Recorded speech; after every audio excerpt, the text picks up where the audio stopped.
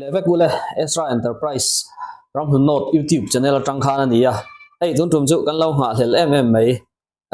CO2 pistol no license require ang chi yang CO2 mang ang chi yang kha I Beretta 84FS tero te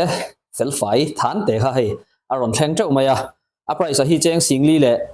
sanga turania ates video review po hi hunol hi kan nei tam lutuk thailo wang hianin karon nei lewa turanga ila EX100 bench rest te hone han karon nei thai turanga ila a shooting video po hi chuan ama hi 17 amek jina hianin 17 round amu som pasari athun thaya chuan CO2 gas amanga BB amu mangchi yang kha mang bokani chuan